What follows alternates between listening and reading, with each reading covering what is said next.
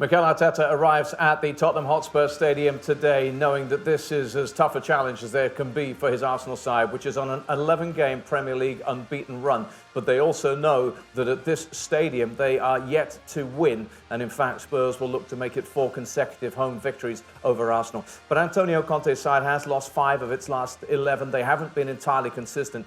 And Harry Kane, who specialises in scoring goals in this fixture, and Son Heung-min will be saying they have to use the derby effect to make something special happen for them today. Welcome to our coverage of the latest North London derby. And of course, Addy, this is a huge one here because this is a game that sees an opportunity for Arsenal to stretch their lead at the top over Manchester City and now Newcastle, who are back in 3rd place. And then, of course, for Spurs, it's an opportunity to actually be on the fringes once again of that top 4 action. Yeah, it's a big game for Arsenal, but for Spurs, it's massive because they have to win. They cannot lose again. 3 out of the last 4 matches at home, they're very, very poor indeed, beaten by their opponents, and this is a statement game. If they want to reach the top 4 again, they want to challenge for that top 4, they have to take control and take victory here against Arsenal. All right, let's have a quick look at what's happening today. Let's just remind you that what we have seen so far today is that we have seen a victory for Chelsea, but also in terms of impacting the area of the table that Arsenal and Spurs find themselves in, that result for Newcastle United was absolutely huge today. It was Isak who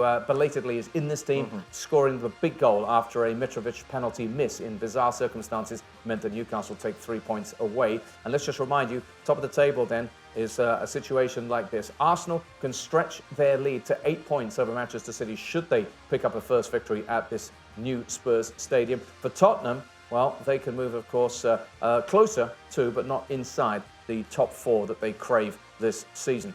All right, that's the situation. Let's get across to the stadium right now once again. We've already heard from Julien, who's our reporter on site today. But Julien, you know, you've given us some team news on this one. Let's put this one into some kind of perspective. In this fixture, last time it was played, Tottenham bullied Arsenal. And in so doing, it meant that they managed to finish, you know, in a position of strength above the Gunners. Again, something that they've grown used to doing. The dynamic has changed massively. But are these Arsenal kids, these young kids, capable of going to Tottenham and rewriting a bit of history? That's the question, John, of course, and we won't know until in an hour and a half, a little bit more than 2 hours if you want. If they have the character to come and win there, if they have the character to come here and play the game that we've seen being so brilliant so far this season, we will wait and see. What we were together for the Brentford game, for example, away from home, and we said this is a big test for them, and they won that. We were together for these fixtures, but at the Emirates, the reverse, we said it's a big test, and they won that. And then the list goes on. Of course, the only defeat is away at United. This is even maybe more important than the game away at United because that was earlier in the season. Now, as you said, John, if they win today, the gap is even bigger with Manchester City, with Newcastle, with Spurs, of course.